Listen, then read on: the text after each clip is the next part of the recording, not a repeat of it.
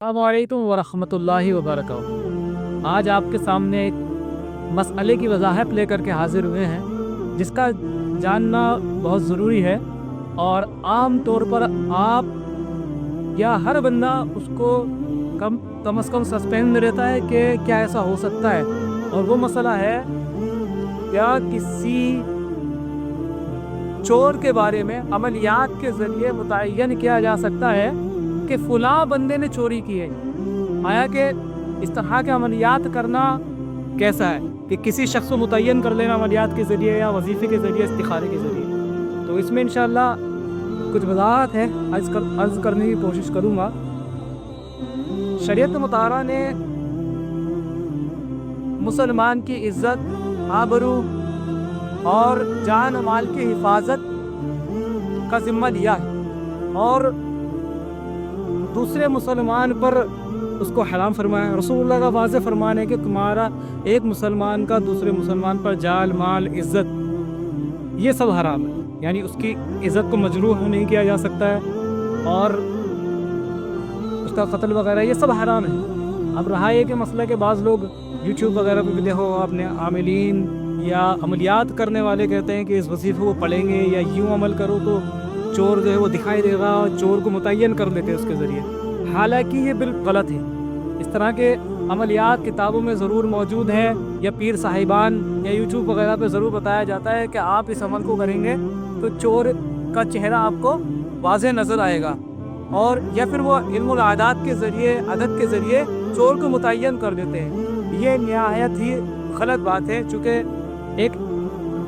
یہ عملیات ایک ایسی چیز ہے ضنی ہے، یعنی اس کے ذریعے ہم کسی فرد واحد کے اوپر الزام نہیں لگا سکتے ہیں کہ فلاں بندے نے چوری کی ہے۔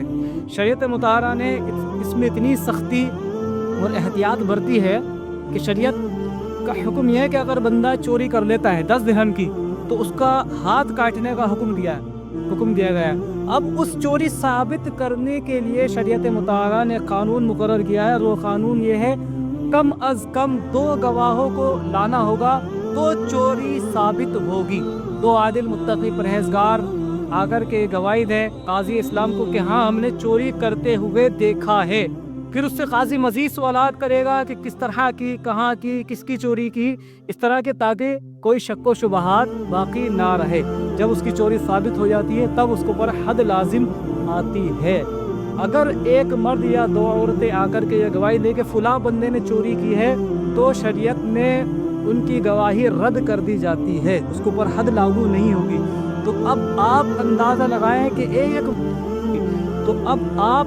لگائیں کہ ایک مسلمان کی عزت کی حفاظت کی خاطر شریعت نے کتنی احتیاط برتی ہے۔ تو محض ایک ظنیات کی بنا پر کہ آپ نے اعداد نکالے یا یہ وظیفہ کر لیا اور چور کو متعین کر دیا جائے، یہ نہایت ہی غلط ہے۔ اس طرح کے عملیات کے چکر میں نہیں پڑنا چاہیے۔ اس طرح کے کسی کو متعین کرنا، کسی کو پر الزام لگانا محض ظنیات سے اعداد نکال کے یا کسی بھی ذریعے سے چور کو متعین نہیں کیا جا سکتا ہے، کیونکہ چوری یہ بندے تو ایک ایسے علم سے ثابت ہوگی جو قطعی ہو، شہادت سے ثابت ہوگی، اور یہاں پر ظنیات ہے اور ظنیات سے چوری ثابت نہیں ہوگی۔ لہٰذا اس عمل سے ہمیں اور تمام لوگوں کو بچنا چاہیے۔ البتہ اتنا ضرور ہے کہ گھر میں چوری ہوئی ہے تو اس کے وظائف وغیرہ موجود ہیں، وہ وظائف پڑھنا چاہیے۔ آخر میں انشاءاللہ اس کو مینشن کر دیتے ہیں، آ جائے گی۔ اس کو پڑھنے سے انشاءاللہ الرحمن کہ چور کے نال چوری ہوا ہوتا ہے اس کو واپس مل جائے یا چور رکھ جائے، یہ اللہ کی رحم و کرم کی بات ہے کہ اس کے دل میں رحم ڈالے یا اس کی برکت سے وہ پاس آ جائے اور مال واپس نہ کھائے، ورنہ کسی ایسے وظیفے سے یا آپ چاہیں کہ